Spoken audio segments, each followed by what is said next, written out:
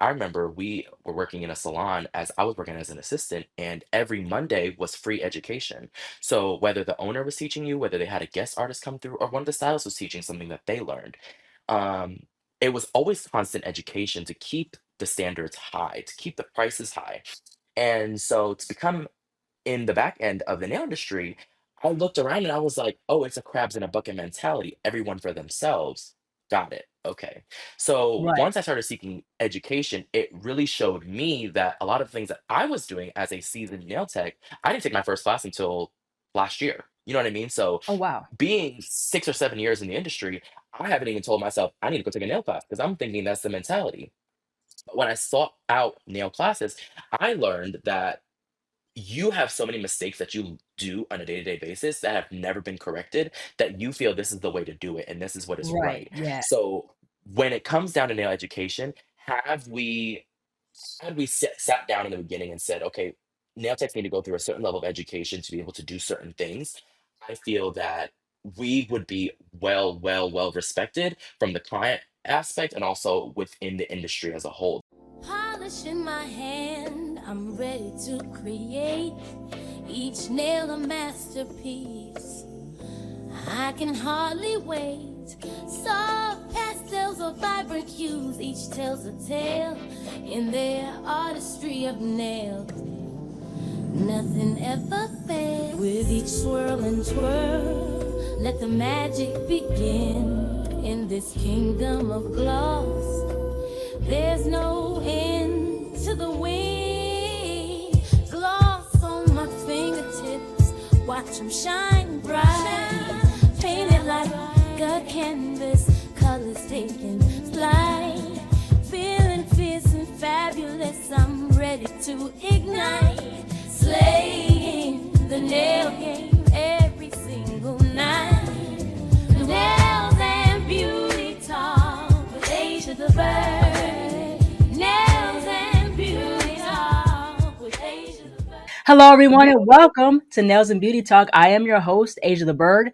Today, we have a very special guest with us today. He is a nail tech and a nail competitor. Please welcome Hirsch. Hello, Hirsch, and how are you? Hi, I'm doing well. How are you? I'm absolutely doing well. Thank you so much. I want to go ahead and get started by asking where you're originally from and tell us about your upbringing, where you're from, things like that. Of course. So I'm originally from up north, so I'm from Jersey originally. Mm. I moved to North Carolina in 2017, but spent a lot of time when I was a child all over the tri-state area. So New York, Jersey, Philly, all over. So Right. when I moved to North Carolina, it was like a super big shock to be down south from being up north. But I loved it living down here now and soaking up the different culture and being a nail tech down south. It was way different from being a nail tech up north. So I love the contrast between the two. Yeah, absolutely, most definitely. So tell us about like your school experience, like grade school, college, nail school, beauty school, things like that, possibly. So when I was a kid, I was a really bad kid, if I'm being honest. And it was a thing about just trying to have me stick in school, and it just did not work for me. I hated school. I hated the system of schools. And so kind of all the way up until 8th grade, it was hell just even trying to get me to stay in school. So finally, I was introduced to a trade school program where I was allowed to be in school, but also pursue a trade to better benefit myself when I graduated high school. And I went into the cosmetology field because I started to love braiding my friend's hair and, Right. curling their hair and doing Yeah. all those Yeah. things. I was like, Right. well, let me just go and do hair. So I went to cosmetology school and I spent the 4 years of my high school in cosmetology school and in regular school. It was all in one school. Hmm. So I had all intentions of doing hair when I was in school to become a licensed cosmetologist. So Right. Hmm. spent all 4 years doing that. I competed in hair competitions as well while I was in school. And then Okay. when I graduated finally, I was like, okay, let's go do hair. And my mom was like, well, we're moving to North Carolina, so I don't know what you're doing, but you can come with us or you can stay here. And I was like, ooh, I Right. really don't want to stay in Jersey. Right. And she knew for my personal sake, I was not meant to stay in Jersey. So she moved me to North Carolina. And when I got here, I was like, the hair scene is a little bit slower here. It's not as upbeat and Right. high fashion. So Hmm. I was like, what Right. can I do to make some money in the meantime? And so I ended up in the nail salon and ended up becoming a part of the nail industry. So that's how I kind of got my start post school at 18 in the nail industry. Oh, that's really, really amazing. Like, do you still do hair, or you just pretty much focus on nails solely? It's like a if you know kind of situation. Like my friends will be like, "Can you curl my hair?" I'm like, "Yeah, yeah, I got you." Or like my friends will be like, "I'm getting my wig installed tomorrow. Can you braid my hair?" I'm like, "Yeah, yeah, yeah." But it's not like I'm about to be like, "Hey, y'all, do y'all want me to flat iron your hair?" But no, no, no, no. It's not like a service I offer. It's just like on the side, friends, leisurely. Yeah, yeah, absolutely, most definitely. So, what were like your Mhm. earliest memories in regards to nails and beauty? And was there anyone in your family or in your friend circle that was in the beauty and nail industry? So when I was a kid, my mom always told me my first core memory of really having a realization of what the nail industry was and how people perceive the nail industry. I grew up in the nail salon, period, point blank. My mom was a nail tech since my earliest days that I could even remember. So I grew up as a nail salon baby. Mhm. And one day when we were sitting in the salon, I was sitting next to her in a pedicure chair, and Right, she was scrubbing this lady's feet. And she was like, "Baby, do what you have to do. Go to school, get your education so that you don't have to do what I do, quintessentially be a subservient servant in the customer service industry." And that was the moment where I was kind of just like, wow, like I'm thinking my mom's like this rock star nail tech who's slaying nails and doing all the stuff, but in reality, she's viewing it as like a struggle, as like right, something that is just making ends meet. right, So that was my first core memory of like, wow, like maybe like this isn't all that it's hyped up to be. So I spent my whole life diverting myself away from the nail industry to pay homage to what she said and to make sure that I got my education and did things other ways, being a first generation American, right. and ended up swerving around right into the nail industry. But I said when I entered the nail industry, I wanted to become a nail artist who would not only just do nails, but to really grow it as an artistry and to really show off my talents and my skill set through the artistry. Yeah, absolutely, most definitely. Now, how would you describe your nail art style? I feel like I can't put it ever in a box, so I kind of made my own little box, and it's like unapologetically fabulous. It's Yeah, just goes from avant-garde, it goes from editorial, and then it also goes to like salon ready, it goes to seasonal. So a lot of the themes that I put on my nails are very salon ready, but they're all super fabulous. They go from short to medium to super extra long. So there's no real like box I can put myself in because right. Yeah, yeah. being being a part of all mediums in the industry is really what makes you that like gives Yeah. you that wow factor as an artist. Yeah, absolutely, most definitely. I think that, even with myself, I can't put myself in a box or anything. You know what I mean? Because I guess it's like more so we both have a sense of versatility. There's not like, oh, one is glamour, one is punk rock or whatever it is. We have a versatile palette in terms of different themes or what routes we want to take as far as nail art.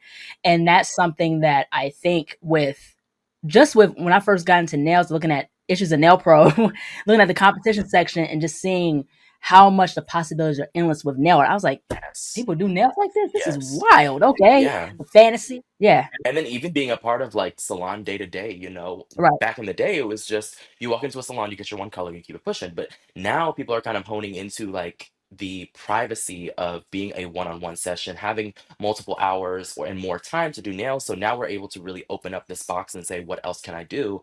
And having things that are so accessible like social media, the internet, and clients bringing in all of these different inspiration pictures as a people pleaser myself, I have a hard time saying no. So Right. that's Yeah. kind of what drives the versatility to be able to say, I can give you everything that you want, but I'm going to put my own personal taste and spin on it. Sure, can I recreate somebody else's set? Yes. But when you look at it, will you know that it's my work? Absolutely, because I put my signature on it. So Yeah. that's why I love the versatility of the nail industry now because people are going from avant garde to salon ready to easy everyday nails. Yeah, yeah, absolutely. Like the possibilities are absolutely endless, like how I said Hmm. before. And the thing is, when I got my cosmetology license after high school, because I took cosmetology courses in my high school because they offered the cosmetology program. Hmm. We learned about like nail tips and then like, Hmm. red polish, acrylics. We didn't learn much gel. We learned like, the French pink and white, Hmm. So I was kind of like one of the few students that was doing like nail art and stuff like that. I'm a Hmm. very artsy, creative Yeah. type of person. And so like, it's very interesting because, back then it was kind of like just limited, but Mhm. now everything is just out the box and anything you Yeah. want. Yeah, it really revolutionized when gel became a thing because I feel like Yeah, back then it was like regular polish, you could only really do so much. And if you right. were an artist of a certain caliber, you knew you could create marbles and create crackle and all these other things. But nowadays it's literally like we've turned gel into basically like what artists use paint as, and we're able to create these tiny little canvases of masterpiece nail art. Yeah, yeah, absolutely, most definitely. That's the entire thing with that. Like, I remember, when the whole thing with like Crackle came out and, people was Hmm. doing nail art with acrylic paint. You know what I mean? Hmm. Not a lot of people were doing it with gel. Yeah. Gel is super big now with potted Yeah. gel and the 3D gel and all this stuff, Hmm. So, I was doing nail art first starting off with acrylic paint and Yeah. stuff. So that was kind of the thing. I looked at a Hmm. lot of nail artists from Tumblr and things like that. And Come on, Tumblr. yeah, yeah, Tumblr. But yeah, that's like the OG platform for Yeah. people that were doing nails, like the illustrated nail. A few other people that was pretty known back then in the Tumblr days. But yeah, it's crazy how nail artists came such a long way. Yeah, it's come a really long way, and I'm thankful because it's really allowed artists to enter the industry and perceive their canvases in a different way, necessarily not more Right, so towards an actual canvas. Now they're able to be like, well, maybe nail art is a canvas, and I right, can use that to express my artistry. yeah, And some right, artists who right. think that they're just nail techs, they're knowing now that they're artists and they can paint full-blown portraits and realism and all these things. So it's definitely shaped the industry a whole different way, and that's why a lot of times nail techs in the new age have such a hard time coming into the industry because there's so many different streets. It's like I literally always tell people it's a roundabout, and there's all these different streets that you have to pick, and it's like, which pill do I take, which street do I take? Like, Yeah, I exactly. don't Which know. route do you go? Like, And then you're you like, if know, I go down one and I want to come back around, will I get lost? Like, what's going on? So it's like right, being exactly. able to just become an artist and do what you do and let it innately flow through you to be able to find what you feel resonates with your artistry is so important, because a Absolutely. lot of people will just be like, oh, so and so is doing realism. And if I do that, then I'm gonna blow up like them. But it's not what you love, and it's not your passion, it's not what Right, speaks to your exactly. artistry, it's not what fuels you. Yeah, yeah, absolutely, most definitely. Like, there's different avenues you can take. You know what I mean? So like Hmm. there's people that do realistic portraits, there's people that do like, 90s nostalgia type nails with different Hmm. cartoon characters. You know what I mean? So everyone's lane is different. You know what I mean? Absolutely. There's some people you look at Spifster. Spifster's in her own world. Okay. You know what I mean? Yeah. You look at another person, and this guy's from Japan. He does these 3D printed nails, out of this world. You know what I Them mean? Japanese So nails, let me tell you something. I put my hands up to Japanese nails. I'd be like clean, aesthetic, like modern, very chic, very right. editorial, but still giving that va va voom. It's something that the States have yet to replicate, and it is an innate niche of its own. Yeah, yeah, absolutely. Even there's another guy that does kind of like that 3D printed style.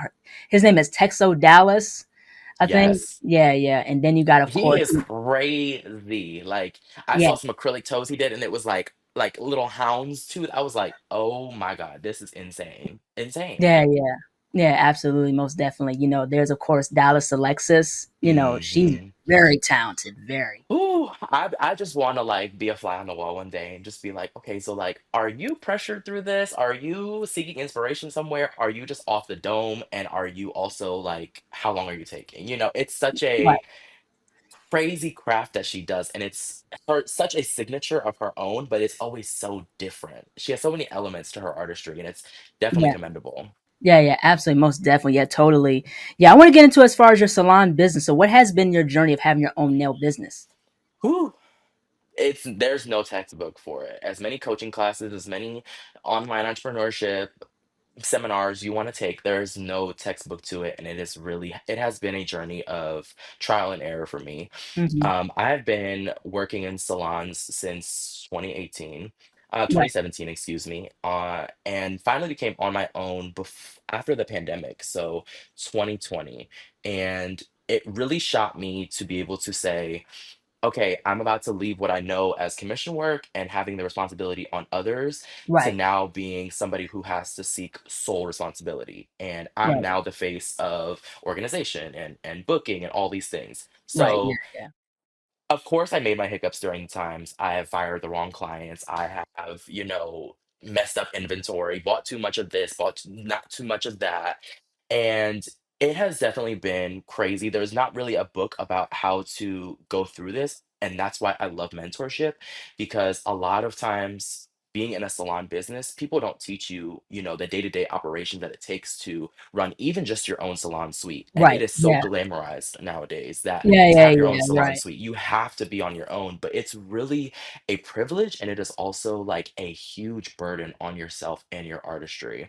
I'm Yeah. thankful to have been in business for nearly 5, 6 years now on my own, Oh wow. and to be able Okay. to still, take on my clients, and not accept new clients because my books are so full, that has been a blessing to me, but it has definitely been a journey, and I'm super thankful for it because Hmm. being somebody who is in a commission salon, I always place the blame on other people. Like, oh no, this is your fault. You need to buy me this, and you need to do this for me. And when the roles were reversed, I kind of sat back and was like, you were a little too harsh back in the day. You needed to give some people a little bit of grace because this is not easy. And Yeah. it can be a ship that you can sink real quick if Right. if if you run the ship wrong, So I'm Yeah. thankful to have Absolutely. been through what I've been through to be able to know that now I know how to steer the ship a little bit better than I did in the beginning. Yeah, yeah, yeah, yeah. Absolutely, most definitely. I think that, and I feel like this is something that beauty and nail schools don't really teach as much, especially when I was in high school about like the business aspect, because of course it was like, you go to, college or so for business or school for business and things like how Hmm. you said, like there's not a textbook for running Right, a business. It's trial and right. error. And the thing is, that's even when I went to art school. Like we learned the basis of business, but we didn't get prepared to the point where it was like, oh, we can have our own business, Yeah, or this is what we look out for. And I guess maybe also too is you can't have a full expectation of these schools, yeah, so you have to learn a lot of this stuff on your own. So, but even still, I kind of feel like even though of course these schools are businesses at the end of the day, they make money right. off the students going to the schools. But I really still wish there was more of a business insight about Yeah. the ins and outs of taxes, insurance, like how do you cover yourself with other creators, dealing with clients, stuff like that. So yeah, I mean, I think there's a long way to go. I really think that for me personally, through the salon business, I'm appreciative of where I've gone because being in a commission salon, you're more so worried about your day-to-day operations with Yeah, your schedule and then just going home. But when it came down right, to being in a salon suite, I really love the fact that I no longer could operate day to day. I had to put myself into different perspectives of my business to say, what is my client experiencing? What is my client seeing? What does my client feel when she's booking your appointment? Is it chaotic? Is there a Bible belt of lists of rules and commandments that you have to take before you book an appointment? What's going on here? So I've had to put myself in a lot of different roles within the salon that you don't necessarily think about to yeah, run a good business and to make sure that it is flowing for you, your clients, and the people around you. And, absolutely, a lot of the business things that I even learned was from people who weren't even in the industry, my accountant, my tax preparer, all these things, all these people had to teach me about what it was that I had to do on my own and how to make sure that I was still seeking profit at the end of the day because I right, was losing out on all my money because I didn't know I had to pay this tax bill every quarter. You know what I mean? Like little things like right, that. exactly, yeah, yeah, Nobody teaches you those things. And then write-offs and things like this, like nobody teaches you those kind of things. And when you enter a salon suite, the lady at the front desk who's signing your contract is like, okay, sign here, boom, boom, boom. Okay, this is your keys. Now move in. Like they don't give you any kind of like insurance. They don't give you kind of they don't help you at all yeah, right, because they're in it for the occupancy of their salons. And I get that. That's your business. On the retrospect, there needs to be more of a de-glamorization of salon suites as right, they yeah, are glamorous. They're fun, they're very private, they're great for your clients and for you to experience, your own schedule, your own time with your clients. But right, yeah, on the other hand, it is the downfall of a lot of artists in this industry being on your own and thinking that you're just going to enter this room and you're just going to buy inventory and it's going to be a thing. A lot of people miss out on the revenue of profit because right, they're so uneducated on what it is and what it takes to actually run this ship. So I wish there was more education for salon suites on Instagram versus just this is my salon suite. So the yeah, yeah, de-glamorization yeah. is definitely needed at some point. Yeah, definitely. There is. I can agree with that. There's definitely glamorization where Hmm. it's like, is looking at the aesthetic than looking at the realistic aspects of what it takes to run a nail studio or business solo. Yeah, So it's just like, I think if there was more representation as far as the real side of it, I think people won't get so caught into the aesthetic of like the final result. yeah, exactly. And just as people say in business school and just in business entrepreneurship, period, I've heard this all my life. It takes a business for the first, what, 3 to 5 years to seek profit. And we're talking about like big time businesses like restaurants and all these things. Oh But wow. we don't think about it as nail techs because we think, okay, I'm gonna open up this suite, I'm gonna buy this inventory real quick, and I'm gonna make all my money back. No, no, no, no, no, no, no, no, no. Because then you're gonna run through all your inventory and then you gotta make all that money back. Plus, you're always gonna be constantly playing catch up. So having that margin of profit to be able to know, okay, within the first year, I might seek a little bit of profit, but it's more so going to be in the following years when this machine is well oiled and greased up, when I know what I'm actually doing. So that's the things that people don't necessarily understand. They think they're just hopping in a salon suite and I'm about to make this buku money. Mm-mm. Yeah, absolutely. Yeah, definitely. So I want to get into as far as nail education mentorship. So you have taught at the Nail Mansion, which was created by Kirsty Meakin. Hmm. She's a phenomenal nail artist, very, very Phenomenal. talented, Hmm. multi award winning. Yep. So tell us about your perspective of nail education, how it's evolved in your perspective. Nail education is something that I feel we need a lot more of. Yeah. And although we see people popping up with classes left and right, there's so many people teaching classes in so many different cities. I really feel a lot of times that people get scammed out of classes, if I'm being honest. A lot Hmm. of artists who are teaching are just teaching for the money. And a lot of educators who teach sometimes are really, really giving their all in their classes, but they're not being recognized for the work that they're doing. Right. Nail education is so necessary because coming from the hair industry, I remember we were working in a salon as I was working as an assistant, and every Monday was free education. So whether the owner was teaching you, whether they had a guest artist come through, or one of the stylists was teaching something that they learned, um, it was always constant education to keep the standards high, to keep the prices high. And so to become in the back end of the nail industry, I looked around and I was like, oh, it's a crabs in a bucket mentality. Everyone for themselves. Got it. Okay. So Right. once I started seeking education, it really showed me that a lot of things that I was doing as a seasoned nail tech, I didn't take my first class until last year. You know what I mean? So Oh wow. being 6 or 7 years in the industry, I haven't even told myself I need to go take a nail class because I'm thinking that's the mentality. But when I sought out nail classes, I learned that you have so many mistakes that you do on a day-to-day basis that have never been corrected that you feel this is the way to do it and this is what is Right. right. Yeah. So when it comes down to nail education, had we sat down in the beginning and said, okay, nail techs need to go through a certain level of education to be able to do certain things, I feel that we would be well, well, well respected from the client aspect and also within the industry as a whole. There's a lot of artists out here who are self-proclaimed, self-licensed, and it scares me because Yeah. our government is failing us at this point. Yeah. They're denouncing all of our licensures. A lot of states don't even have licensures for Oh nail artists, wow. hairstylists. So Wow. I am a soul believer in going to nail school, going to hair school, whatever it is, and getting a license, learning the basics about bacteriology and blood spill procedures and all Right. these things Yeah. to be able to come into the nail salon and then get that experience of hands-on and what to take from the book and what not to take from the book. So Hmm. nail education is so important because we're in this industry now where people are doing it out of their homes and owning salon suites and not even having a license and being in states that don't require a license and not feeling the need to go and seek out education from licensed educators. So it is so important for us to continue to evolve because Right. Yeah. if we want our price to keep going up and we want our industry to be more and more respected, we have to respect ourselves and the craft as well to be able to get Yeah. educated on what we need to know to continue to move forward. Yeah, absolutely. And I think another thing too, I think is not just the evolution of nail education, it's also misinformation too. Like how you were saying about how people, have this thing of where, they think they know it all, and that they Yeah. could teach in certain things. And plus like how you said, when you take a nail class, like you're like, oh dang, like I made all these mistakes.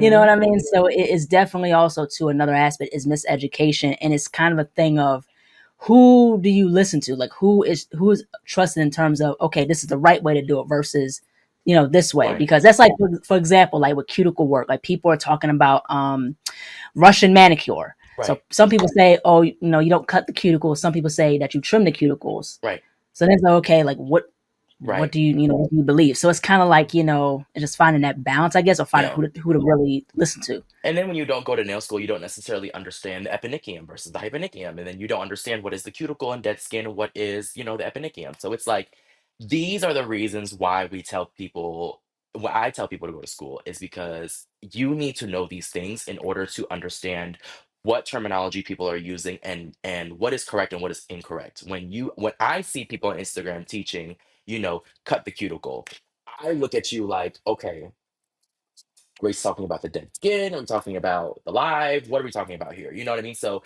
there is so much miseducation because of the fact that people do not do the background work that it takes to become a nail tech. And they think, okay, we can just hop in a chair, be a nail tech, and we're gonna make all this money and everything's gonna be okay. No, it is way more than that. And to be taught by people like Kirsty Meakin and Shelly Nails, it has really driven me to a different standard and a different level because when you're being taught in these classes, you don't use the words cuticle, you don't use the word nail, you use the words eponychium, you use the word hyponychium, you use the word nail bed, nail matrix, all of these things. Like Right. you are Yeah. being taught the vernacular of seasoned artists, seasoned nail educators. So it steps the game up a little bit and it allows you to be able to really say, okay, this is the professional term versus this is what I'm learning on Instagram and this is the day to day Right. slang, you know? Yeah, absolutely, most definitely, totally. Now I want to get into and push forward and talk about nail competing. Mm, So you have competed in North America Star Nail Artists, and you were in the top 10. So yes. tell us about your experience in competing in the competition, and what were some of the things that you've learned in that journey of just competing? So that was my first nail competition ever. And I had never entered before anything because I didn't know there was a lane to really compete on a scale like that until I judged at Nail Olympia for the first time. And that was Hmm. insane for me to even see the background work that people were doing while competing. So when it took turn for me to compete in North American Star Nail Artists, it was so different because I was now in the chair competing on a global scale where people all over North America are competing. And I was thinking, okay, I'm known as like a hand painted artist. Like I'm very like salon ready. So when I hop in here, obviously they picked me as somebody who is salon ready. So they know what I'm bringing. So I can just hand paint my way to the end. Oh, absolutely not. I fumbled the first round. The first round was build a house. I painted a house on a nail. Like I painted a house, and the theme was to build a house. And I was like, there's no way they want us to actually like build a house. And lo and behold, I was one of like two people who painted a house. And I was like, oh, okay, this is the game we're playing. Okay, so let me step myself back a little bit and say, okay, I need to use this and this product, and I want to do this, this, and this. It Right. taught me Yeah. Yeah. to use products so differently. Like it, it, Yeah. it just really blew my mind to be able to say, okay, they want to see change, and my most iconic set today has been my change set, which was the honeycomb honeybee set. Yeah. People to this day are still like, oh my god, the bee nails. But for me, I was like, I have to create this needlepoint nail on a form. I don't even know how to do this. I've never done this before. People on Instagram do this all the time, and it just looks like cake work. Let me try to do it, and let me make some bees. When I tell you, it just pushed me to a whole different level, and that's Right. why I go so hard now to tell people, hey. Put yourself out there, go compete because it drove me to looking at nail polish totally differently. Like you can make 3D elements out of curing a layer of gel polish on a form. You know what I mean? So Right. Yeah. Yeah. it takes the whole industry and just flips it upside down, flip it and reverse it. Like, and that's why I loved competing and I savor that moment because to be able to have been top 10 in North America as my first nail competition, for me, did I want to place higher? Of course. Did I look back and say there were certain elements that I could have been pushing better? Absolutely. But did I learn so much valuable information from it? Absolutely. It was such a crazy experience. Yeah, yeah. I even competed myself. I competed in Nails Next Top Nail Artist season 8. Woo! It was a lot. It was Mm. a lot of work. but it, Okay. like how you said, a lot of products you use, and this is the season that it was sponsored by C&D. So Mm, a lot of the products that we use was solely from C&D, yeah. making different nail, like you really understand like how the possibilities are endless, but also too you understand the different ways of how to use it. Yeah. You don't have to use it the traditional way. You could use, like how you said, with gel, and make flowers. You Hmm. can use certain like acrylics and turn into something. Oh, people kind of been doing that, but Yeah. it's just like, you like how you say you look at products so much differently. Yeah. And then it was so crazy because doing all of this, people didn't realize that like we had 14 days to do this. So they would tell you on the first day, and that was day one. So when that go line went, green light went, it was green, go, go, go. So from day one in the morning, we got our email, and no, they did not care. Okay, I have clients this week. Oh, Herschel's out of town. He's on vacation. He's taking a mentorship from this person. No. Like me, I remember one of the competition rounds, me and Shelly were both, I was taking a class from Shelly, and me and Shelly were both looking at each other like, it was my change set. It was the honeybee set. And I was like, girl, it's like day 7 of our competition. Have you started? And she was like, no. And I was like, me neither. We need to push forward. And we had like, after our class, I think I had like 3 days to do that. And she had like 2 days to do, or 24 hours to do it. So Whoo! like they don't like, you have to really like be dedicated to this, and you can see who competes professionally and who really understands how to use their time valuably to compete, and then people who are like me, who are still like in the salon day to day teaching classes and doing this and taking classes. It's like, whoa. So 14 days to create the nails, but not only that, you have to film yourself while you're doing the set. So you have to make sure you're in frame, and make sure your phone has enough storage, and you have to Yeah, edit the content, and then you have to yeah, do a voiceover, and then you have to send it in. Like the last day was always just content for me because I was pushing it always to the last second. And people don't understand that, like, yes, you see the nails and you think that's it. No, no, no, no. I had to record, I had to edit, like it was a yeah, whole me too. different level to it. Exactly. So you get it. We were in there probably like, I don't have enough time for this. There needs to be a whole other week for me to just edit the content, please. Yeah, yeah, yeah. You gotta edit, you gotta film, you gotta do all this stuff, and you gotta do the voiceover. Then I think also too, like with the whole thing, when I competed, you're judged for how fast you talk, or like certain things that show, like don't show the brand of the paper towels and stuff Right. like that. And then with the competition, it was like a last chance challenge where it was me against another person. I think I was like sixth or seventh, I think, Hmm. but the thing was that, like, and even though it was a very fun experience and you learn a lot, of how Hmm. to build, different things using different mediums, but also too, I feel like to me the nails like Samnaris was kind of like in a favoritism type of trope, because the thing is Mm, it kind of pushed like certain people to the top. mm, And, so it's like, if you will, it's like a sense of rigotry in a way. I think mhm, the judging could be a slight bit better, mhm, but but I did kind of tell like they pushed certain people. mm. I really feel like it really when I was being judged, my problem was is that I really was listening, but I wasn't like listening. Like they would be like, "We want to see more, more, more, more, more," and then I'm like, "Okay, I'm giving you more." And me in my head, I'm thinking I'm giving you more, but reflecting back on my last round, I was giving you the same, or I was giving you less. So I had a hard time Yeah, interpreting the criticism because yeah, I didn't know what they wanted to see, because it would go from like, we want to see extreme nails, and then it was like, we want to see a short nail set, and then it was like, we want to see hand painted.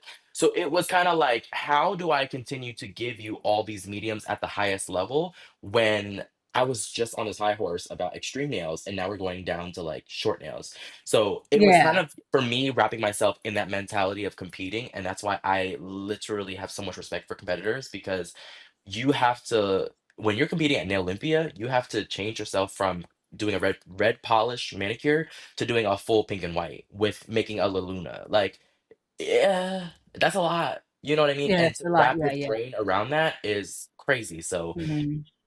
kudos to those who compete, because I love to compete now because I'm like the adrenaline rush is so there, but it is so much work and dedication that you have to put into competing. It is a whole different craft.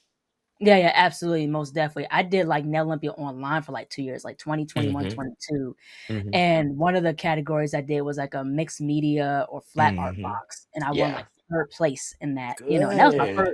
And that was my first medal. I was like, okay, Hmm. I've never really got a medal from any, of like any nail competition I competed really, Hmm. but it's a very interesting experience in terms of competing. But I also think, to be fair, also too, I don't think it's entirely your fault as far as like the whole thing of trying to understand what they mean. I think it Hmm. just can be like not like have like so many like specifics, but like they could be more specific or what could be improved so you kind of know. Right. It's not Right. like, oh, we want more, we want more. Okay, what do you want to see then? I don't know. Right. Hmm. And So it's up to your interpretation as your artist, like, okay, maybe this wasn't really more. Let me give them more of what I think yeah, that yeah, they yeah. want. And that's a part of it as well, is interpreting criticism as well. Yeah, yeah, absolutely, most definitely.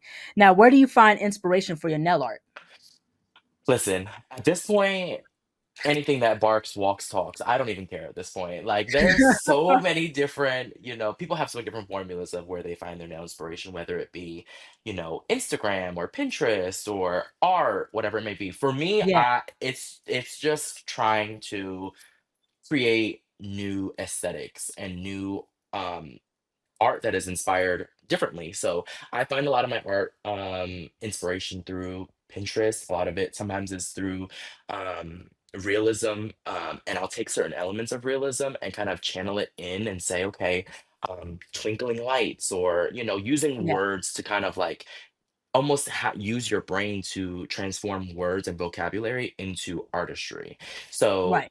and I love a good theme. I've been rocking these Cowboy Carter nails. It has been bang, bang, bang, bang, bang. So having that theme of like, okay, this is the era that we're in right now. Like when the Renaissance era was a thing, people wanted their Renaissance nails, and who was creating Renaissance nails the best. So having the Cowboy Carter theme this recently has kind of shown me that Mm, like using real life events like Beyonce coming to America is really a good way to seek inspiration in things that right. you would necessarily wouldn't do. Had you told me a year ago I would be creating Western nails, I'm like, Western? But now it's like, okay, yeah, it's the trend, Yeah, it's the yeah. hot, let me hop on it and use my signature artistry in a different way. Yeah, absolutely, most definitely. How was the Beyonce concert, by the way? It was a time was had. Mother showed out. She sure did. It was an amazing experience, and the nails that I created for Cowboy Carter were definitely like top tier, and it just Yeah. hit the whole fit. But it was such an amazing experience. Yeah, absolutely. That's really, really amazing. I want to get into as far as the nail industry overall. So, what is your take in terms of like, what do you think about, in terms of the nail industry? What are some things you like about it, but also how can it be improved? Oh, I mean, the nail industry it has grown so much from when I was a child. Full sets were $20. You know what I mean? Fill-ins were Yeah, MMA, and we've grown to now use professional products. We've grown to now learn that nail artistry is in a whole different lane than it used to be. It is no right. longer just foundational and polished. It is like having the time to create portraits and all these things. So I love the fact that Yeah, we've grown so much as artists, and we're able to be unified in the stance of like, okay, we're no longer fighting crabs in a bucket where he's $20 down the street, he's $15, I'll be $17 to sit myself in the middle. Now it's like, I'm an artist, this is my price, pay it or don't. Because ultimately, I love the fact that we've now earned the respect to say, lash artists are making $200 on lashes that last 2, maybe 3 weeks, and hairstylists are making money on foils and highlights that last them maybe 4 to 6 weeks for the next appointment. And they're charging thousands of dollars. And for us now, we're sitting back like 4 to 6 to 8 week nail retention, and I'm yeah, only right. charging how much money? That was crippling in the beginning of me going out on my own. Through Hmm. them last 5 years, I feel like I've really grown with the industry to be able to say, this is my price, this is what we're doing, and we're all going to stand together and be able to say, each Right. person has their own price, and it's not, oh, I'm cheaper, or oh, I do better nails. You are Yeah, you, and I am me. So that's exactly. the part Right. that I'm loving right now. The cattiness has really started to cut itself dry, and it is no longer Yeah, a community about who is the head diva in charge, who can command the room the best and tell everybody off. No, now it's about who are the groups that unify themselves together to be able to say, we are artists together in this specific field and in this specific niche. So that's what I love. What do I not necessarily care for right now? Um, I, I mean, I think I think the miseducation and the level of ignorance sometimes that people have towards nails, and being able to say, I don't need a license to do nails. I don't need to read in my lady Yeah, book right. about Yeah. what a nail disease is or what, further education do I need? You know what I mean? So I think that is the one aspect that I do feel like is still a sore thumb in the industry is having Yeah. Yeah, right. miseducated misrepresentation of the nail industry and having such a platform like social media to be able to just voice your opinion, and people who are also miseducated or not understanding of the nail industry can just hop on and be like, yeah, you're right, when in reality they might be wrong. So I would love to seek and see more educational content and to see people educating themselves, whether their state requires it or not, to just be able Right. to say, hey, this I'm bringing everything that I can to the table, and everything after that is going to be my artistry and my vision. But I'm bringing the fundamental foundation that it requires to be a nail tech to the table. That way, we all are seated on the same platform. It is not I'm educated, I'm not educated. It is we are all educated on what it is to do nails, because Mhm. in reality, a lot of times, as a cosmetologist personally, I know that in my state, I had to get as almost as many hours as it takes to become a police officer. Oh, So, wow.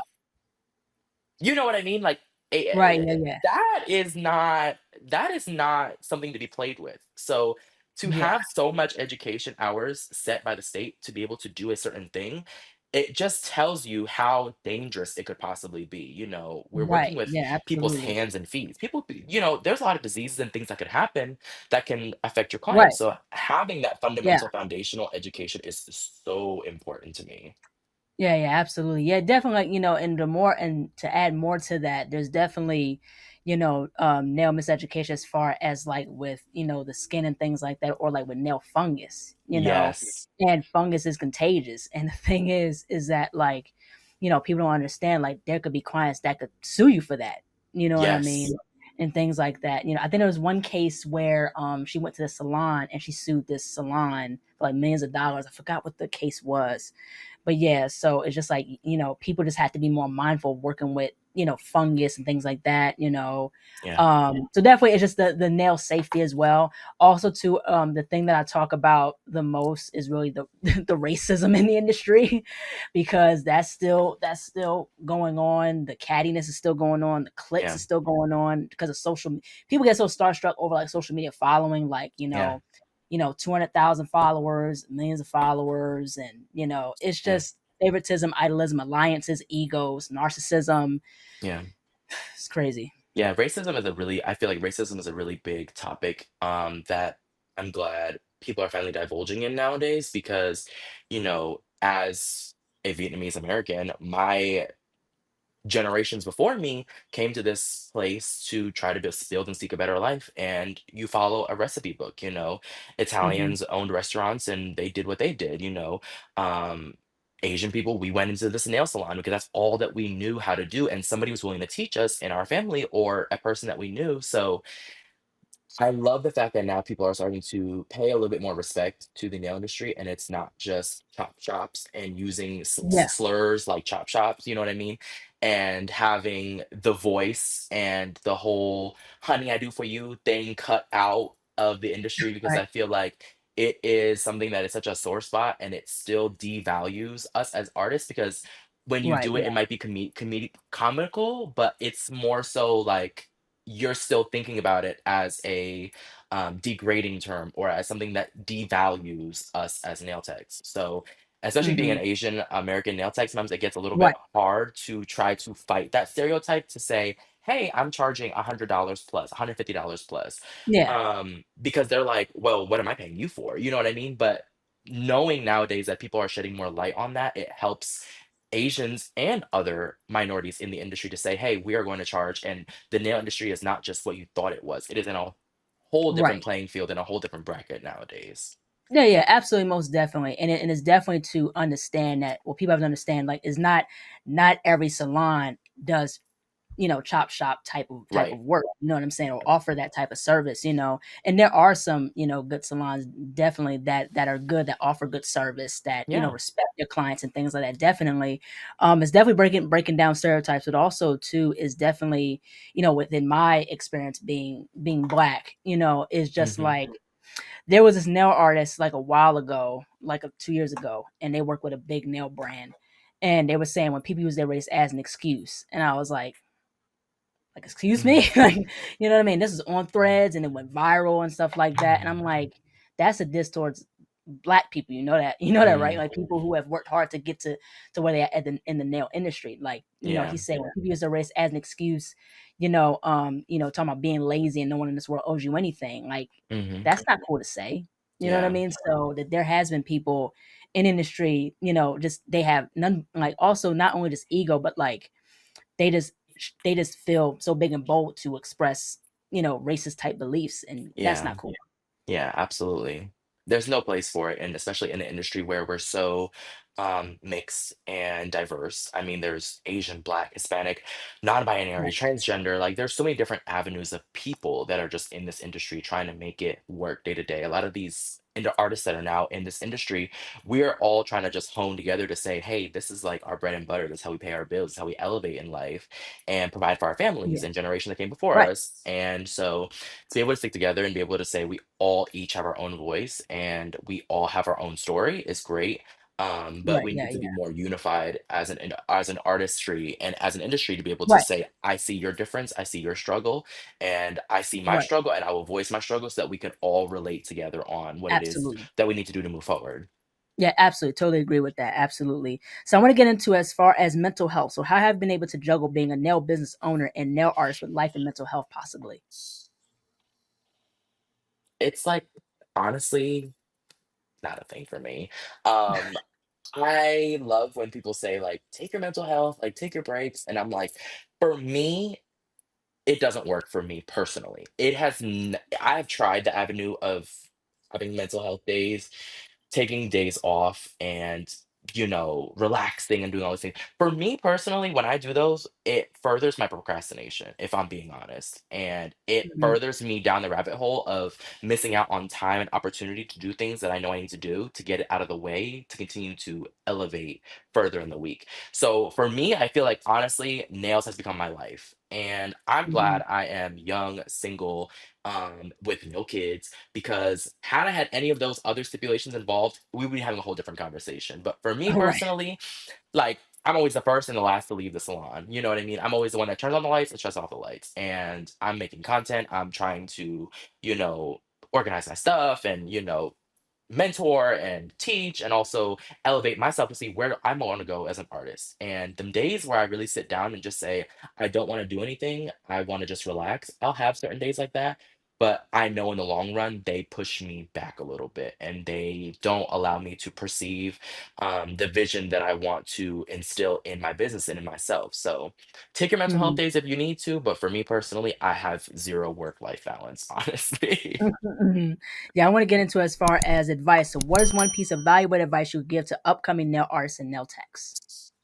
I always give the three P's, and my three P's are my Bible. They are things that I teach people who are seasoned, I teach people who are beginners, and people who even want to come into the industry and are scared. And the three P's are practice, patience, and perseverance. So, with practice, you will continue to elevate to where you want to be and where you want to see your artistry grow.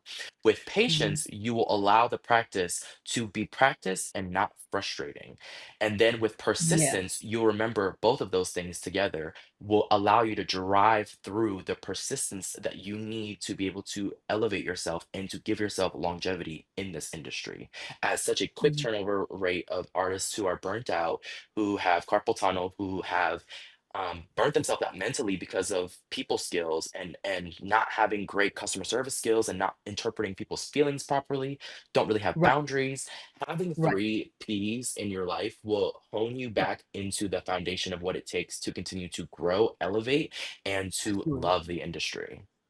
Absolutely, most definitely. I want to get into as far as nail shape. So, what is like your favorite nail product, but also your favorite nail Mm. shape?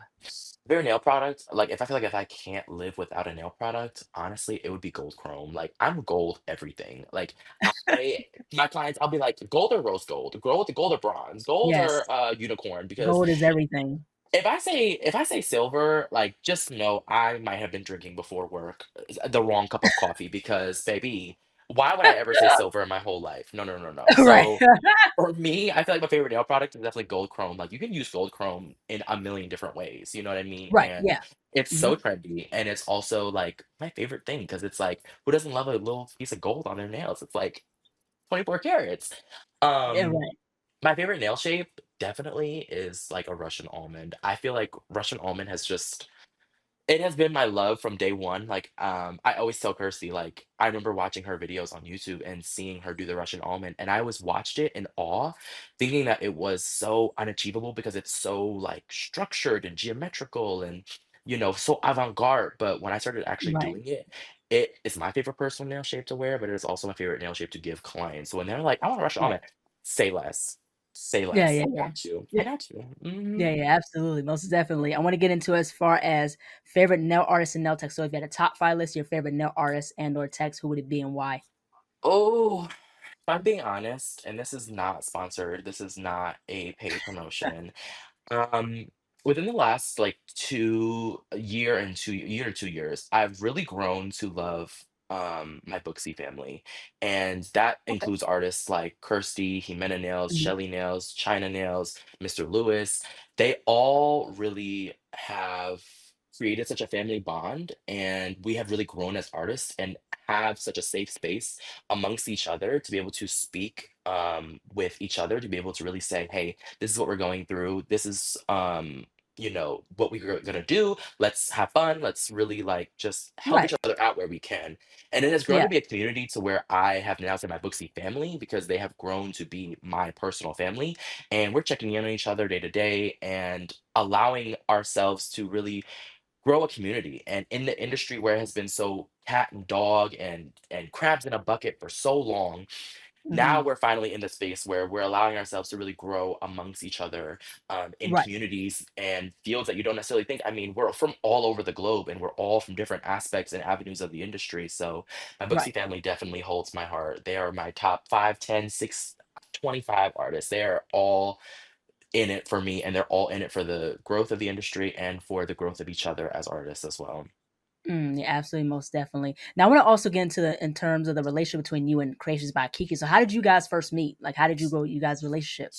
Oh my God, how did I meet Kiki? So, like, I was working at a salon at one point, and the owner like emulated a lot of Creations by Kiki's nails, and I was just like, Mhm. "Oh, who's Creations by Kiki?" And I would see her acrylics and stuff, and I'd be like, "Who's Creations by Kiki?" Like, "Oh, she's in Durham," and I'm like, "Oh my God, that's like right there." And when I finally saw her, I was like, "Oh my God, I love her aesthetic," and I was like, and I feel like I love the products that she uses. I use those products too, and Yes. I forgot where we first met. Why am I drawing a blank? I feel like I don't even remember what first time we met, but I feel like the first time we met, it was like we were on and popping ever since then. And we have grown to not only just be like North Carolina brother and sister, but we've also just been like the same. Like I'm the sparkle, she's the unicorn. So it's like we are just kumbaya yin and yang at this point. And every time we link up, it's always a good time. Love her family, love her team that she has behind her, and love her. And it's just always a good time with me and Kiki. Like every time you see us together, we are always serving fashion. We are always just unapologetically ourselves, and we're just gonna have a good Right. time regardless. And we're Yeah. both kind of like we both have very similar styles, like the chrome and the texture and the Yeah. pigments and all of these things. So it's things that I love and it's things that she loves as well. And to be able to sit next to an artist who is so like empowering and so well known in the industry. I mean, Creations by Kiki holds a very heavyweight title in this industry. And so I'm honored Yes. to even be calling her Agreed. my sister and my unicorn sidekick. So, I love the fact that we've had such a great dynamic and we have just grown to be so close together, and I love it for us. Yeah, yeah, absolutely. Yeah, I've grown close with Kiki as well. And I talk to her personally. At times on the Yeah. phone. You know what I mean? And it's just like she's such a wonderful beacon of light and positivity. That's Yeah. something we really need in the industry. Yeah. And definitely, I really think also too that Kiki should get a lot more of her flowers. Her Poochie's nails, and Gucci's nails, talk about it. Yeah, yeah. I think that they don't really get enough of the recognition, and Yeah, it's nothing against the people that have competed and things like that. But I think that, I think that's why I think Black women have paved the way as far as nail trends, in terms of the mainstream aspect of the nail community and yeah, industry. You know what I'm saying? And I think absolutely. that people like Kiki and Poochie's Nails and even Spiffster, I think there's Black nail techs and nail artists that need more credit. Absolutely. And having the fact that we've been in this industry and we have understood that black women have paved the way for nail trends and nail fashion that has come on nowadays, black artists are not necessarily paid enough Right. respect and Mhm. flowers because people like you said, Kreations like Kiki, Poochie's Nails, Terrence Terry, like, Right. Dallas, like there's so many different Dallas, yeah. artists that are so uniquely themselves and are just trendsetters by nature that Right. we don't Absolutely. give them the flowers to really say, okay, you've really created something that is going to last for the next 5 to 10 years. And we're talking Yeah. about people who were popping before social media was even a thing, and we're creating nail trends before social media was even a thing. So that has really paved the way for other artists to be able to grow and other artists to be able to put their own spin on it. So paying homage to Black artists is always super important, and for all minority artists as well. So absolutely. Yeah. Yeah, totally, absolutely, most definitely. So I want to get into as far as the next question as far as fashion. If you had to describe your fashion style, how would you describe it? Honestly, it's just bold. Like it's professionally bold in my opinion. I love to express myself through fashion and to be able to just live in the moment of what it is that I'm feeling, what it is that I want to wear. And a lot of times at these trade shows, I feel like I'm wearing something super regular. Like I'll be wearing like I was wearing like, a purple suit at Premiere Orlando. I think it was the second day. And everyone was like, Mhm. "Oh my God, like the purple suit." And I was just like, "Y'all, this is just a purple suit. Like it is not the sparkliest thing I've ever worn." But I think for me, it's just always like I'm the person who wears it. So it's like I always tell myself like when I'm in the mirror contemplating my thoughts and being like, "Girl, this looks ugly." I'm always like, "Girl, you can put on a dirty washcloth and you will be the center of attention because it's just the way that you emulate yourself through your fashion. You wear the fashion doesn't wear you." Right, So exactly, I yeah. really just love expressing myself through my fashion, and I've always known that I can dress, and I've always known that I've had a different style. And living in the South, no shade to the South, no shade to my Southern belles, but the people at Walmart look a little bit different sometimes, unless you're in Atlanta. Okay, Atlanta's a whole different beast. But like, when you go to Walmart, you're kind of like, "Oh, girl, you definitely wearing your pajamas." But when I walk out anywhere, like I'm literally wearing like a pantsuit with a pair of heels right now. Like, you know what I mean? Like, it's just Okay. for me, like about looking good, feeling good. And Right, I remember, absolutely.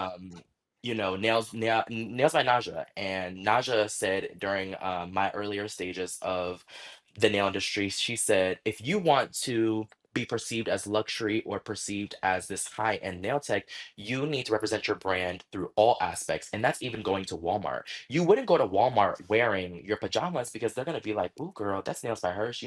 He was in Walmart wearing his dusty, crusty pajamas." And when you turn around and hop on Instagram with your cute little pantsuit on and say, "I'm charging $200 for a full set," they're looking at you like, "Girl, I know you in that pajama ripped up pantsuit ain't about to tell Right, me what I'm about to wear, what I'm about to pay for your exactly. nails." So for me, it's all about the brand and really being able to consistently say, "Hey, I'm representing my own brand, and I'm also going to represent who I am as a person as well." So to be able Right. to dress well, it is not just about having a statement piece, it is more so about the brand as a whole. This is a day-to-day operation, not just trade shows and special events. Yeah, yeah, absolutely, most definitely. Last but not least, where can people find you on social media, and how can people support you and your business? Okay, you can find me on social media at Nails by Hirsch on Instagram, Hirsch Hunty on Alright. TikTok. Um, and how can you support my business? Honestly, interacting with my content. I feel like I always have so many different avenues of what I'm doing, whether it's my Teach Me Tuesday series that I work on, where I teach tutorials and give little easy, fun, trendy topics and ideas for you to recreate at home at the nail Mhm. salon, or just interacting with my content, giving me a hey, I need some mentorship, or hey, I'd love to take a nail class from you.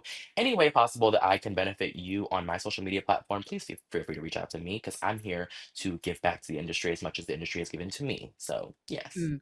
Yeah, absolutely. Well, thank you so much, Hirsch, for jumping on. I love this conversation. I really enjoy getting to know you and knowing your insight and things like that. Yeah, Definitely, like definitely education has to be improved a bit more. Definitely the industry has grown a lot. And things like yeah, that in terms of a lot of the trends, products. You name it, nail competitions and all. So I'm glad we yeah, can have things in common as far as competing different aspects of the industry. yeah, So I really enjoyed your time and getting to know you and especially just absolutely. having a very in-depth conversation. Thank you. Absolutely, and I want to also thank you as well for the not only for this interview and for taking the time out to really learn my story and just learn what I have to offer in this industry and giving me a voice, but also just your platform in general, because we need to speak on having platforms where artists can speak on their story to give back to other artists so that they can Yeah. learn and they can have a respective perspective to really come back and say, okay, I learned this and this and this and this. So I really appreciate you having this platform and giving the platform to other artists to be able to speak their truth and to be able to really give back to the industry. So thank you so much for that. I appreciate it. Yeah, yeah, absolutely, most definitely. And I really think that there's not enough raw conversations Yeah, in the nail industry. Everything is so surface level and packaged, in my yeah, personal opinion. So I feel like the more we have very raw conversations about the different layers of the industry, especially the underbelly of the yeah. of the nail industry, I think the more we see a growth.